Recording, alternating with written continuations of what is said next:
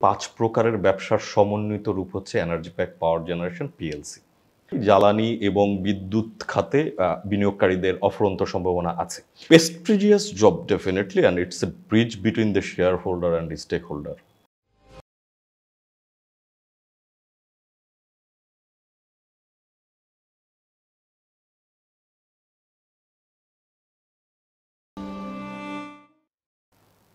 Business news portal দেশ সমাচারের নিয়মিত আয়োজন বিজনেস এক্সপ্রেসে আপনাদের সকলকে স্বাগত জানাচ্ছি। আমি কাজী মোহাম্মদ মিরাজ হোসেন এসিয়াস।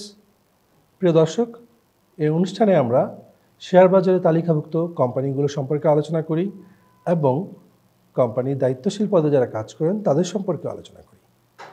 আমাদের অনুষ্ঠানে আজকের অতিথি energy pack power generation company লিমিটেডের কোম্পানি সেক্রেটারি জনাব মোহাম্মদ আলাউদ্দিন শিবলি। জনাব আলাউদ্দিন শিবলি, আপনাকে অসংখ্য ধন্যবাদ আমাদের অনুষ্ঠানে আসার জন্য।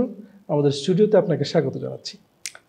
ধন্যবাদ মিরাজ ভাই আপনাকে এবং আপনার ক্যামেরার পেছনে যারা আছেন, এবং ধন্যবাদ দেশ সমাচারকে আমাকে সুযোগ করে দেওয়ার জন্য। আমরা শুরুতেই জানতে চাইব এনার্জি প্যাক পিএলসি সম্পর্কে। আমাদের দেশের বিদ্যুৎ এবং জ্বালানি খাতে অন্যতম একটি প্রতিষ্ঠান। এই প্রতিষ্ঠানটি কেমন ব্যবসা করছে এবং আপনাদের ভবিষ্যৎ পরিকল্পনা কি? এনার্জি প্যাক পাওয়ার জেনারেশন 1995 সনে আরডিএসসিতে নিবন্ধিত হয়। নিবন্ধিত হওয়ার পর থেকেই তার রেভিনিউ লাইনকে মাল্টিপল প্রোডাক্ট লাইন দিয়ে সাজাবার অফুরন্ত চেষ্টা করে যাচ্ছি এবং এখনও করছি। আমরা প্রথম জেনারেটর ইম্পোর্ট করি, তারপর লো ভোল্টেজ অ্যাক্সেসরিজের ব্যবসা ছিল। ওখান থেকে আমরা এখন জেনারেটর অ্যাসেম্বলিং প্লান্ট এবং আমাদের গ্ল্যাড জেনারেটর নামে একটা আমাদের নিজস্ব ব্র্যান্ডের জেনারেটর আমরা মার্কেটিং করে থাকি। তার সাথে যোগ হয়েছে জেএসি, জ্যাক নামে একটি কমার্শিয়াল পরিবেশ বান্ধব আপনার গাড়ি, যেটা আপনার কমার্শিয়াল ইউজ হয়। এবং এর সাথে আরও যুক্ত আছে আমাদের এলপিজি ব্যবসা, যেটা জি গ্যাস নামে আছে। ওখানে আমাদের একটা ছোট্ট স্লোগান আছে, ভালো থাকুন ভালো রাখুন। এবং এর সাথে আছে স্টিল ফেব্রিকেশনের ব্যবসা। তো সব মিলিয়ে 5 প্রকারের ব্যবসার সমন্বিত রূপ হচ্ছে energy pack power generation PLC, যার রেভিনিউ হচ্ছে অফুরন্ত প্রোডাক্ট দ্বারা সমৃদ্ধ। আচ্ছা, আমরা জানতে চাচ্ছি যে আপনাদের প্রতিষ্ঠানের লাস্ট কোয়ার্টারটি কেমন ছিল এবং আপনাদের পিএসআই সহ অন্যান্য প্যারামিটারগুলো কেমন ছিল?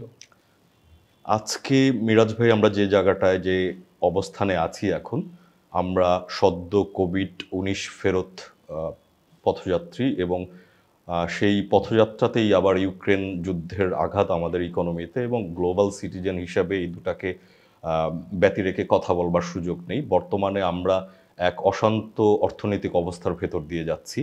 তো আমরা বিশ্বাস করি সরকারের যে নিরন্তর চেষ্টা আছে এই অর্থনীতি ব্যবস্থাকে ঘুরে দাঁড়াবার জন্যে, এক সময় আমরা ঠিক পথে চলে আসব।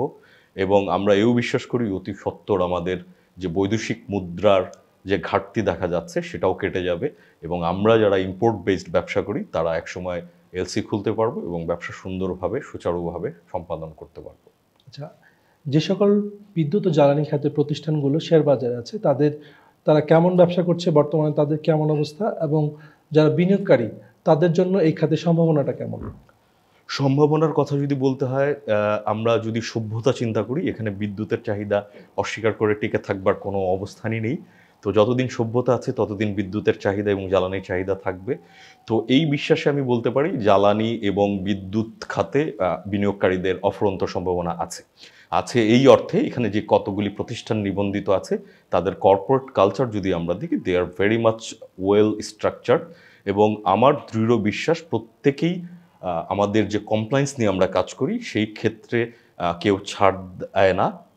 এবং যখন আপনি কমপ্লায়েন্স এবং কর্পোরেট গভর্নেন্স এস্টাবলিশ করবেন, সেই ক্ষেত্রে তখন আমাদের শেয়ার হোল্ডারদের নেট ওয়েলথ যেটাকে আমরা বলি সেটার ম্যাক্সিমাইজেশনের সুযোগ আসে এবং কোম্পানিটা তার চিরঞ্জীব রূপ লাভ করে। আমরা এই পর্যায়ে আপনার কাছ থেকে জানতে চাইবো যে আজকের এই অবস্থানে কেমন আসলেন, কিভাবে আসলেন, এবং আপনার ক্যারিয়ারের গল্পটা জানতে চাইবো। কি করে কোম্পানি সেক্রেটারি হলেন?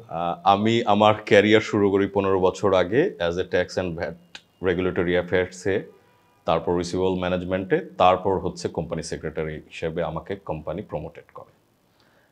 আপনার শেয়ার বাজারে যে আপনি কোম্পানি সেক্রেটারি হিসেবে পারফর্ম করছেন, এটা আপনার ক্যারিয়ারে কি ধরনের বেনিফিট অ্যাড করেছে বলে আপনি মনে করেন? It's a prestigious job definitely, and it's a bridge between the shareholder and the stakeholder. এখানে আমরা যারা আইসিএসবি মেম্বার যারা আমাদের এখানে আমাদের যথেষ্ট সুযোগ রয়েছে সমাজের প্রতি এবং কোম্পানির প্রতি অলসো।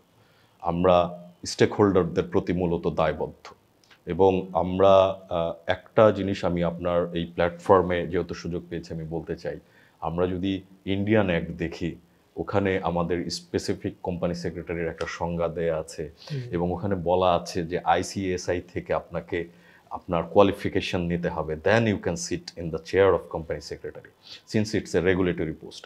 কিন্তু আমাদের দেশে দুর্ভাগ্যবশত কোম্পানি সচিবের যে সংজ্ঞাটা আছে ওইখানে আমরা আইসিএসবিকে এখনো অন্তর্ভুক্ত করতে পারি নাই। তো আমি আপনার এই প্ল্যাটফর্ম থেকে এই আবেদন জানাতে চাই, যেহেতু 2010-এর একটা আইন দ্বারা আইসিএসবি পরিচালিত এবং যেহেতু এটা একটা সংবিধিবদ্ধ পদ, তো এখানে সেই সমস্ত লোকজনেরই আসা উচিত যাদের একটা স্বীকৃত সার্টিফিকেশন আছে। জি, আমরা জানতে চাইবো আপনার কাছে যে যারা তরুণ প্রজন্ম আছে যারা কাজ করতে চান কোম্পানি সেক্রেটারিতে, তাদের জন্য আপনার পরামর্শ কি? তারা কিভাবে আপনার মতো একজন সফল কোম্পানি সেক্রেটারি হতে পারবেন? আমি প্রথমেই বলতে চাই তাদেরকে অবশ্যই আইসিএসবিতে অ্যাডমিশন নিতে হবে, কারণ এখানে আপনি যে পড়াশোনার যে সুযোগ পাবেন সবই আমাদের বিধিবদ্ধ পড়ালেখা এবং এই বিধিবদ্ধ পড়ালেখার সাথে আইসিএসবির কোর্স কারিকুলামে একটা 6 মাসের ইন্টার্নশিপ আছে, সেখানে আপনি বিভিন্ন কোম্পানির সচিবের সাথে কাজ করার সৌভাগ্য লাভ করবেন এবং তৎপরবর্তীতে যখন আপনি পূর্ণ মেম্বারশিপ পাবেন তখন আপনার জন্য স্পেসটা ওপেন হয়ে যাবে। You can admit yourself as a company secretary. Exactly. আপনাকে অসংখ্য ধন্যবাদ। প্রিয় দর্শক, আজ এই পর্যন্তই। সামনের সপ্তাহে আরও একটি তালিকাভুক্ত কোম্পানি নিয়ে আপনাদের সামনে হাজির হয়ে যাব। ততক্ষণ পর্যন্ত ভালো থাকুন, সুস্থ থাকুন। আল্লাহ হাফেজ।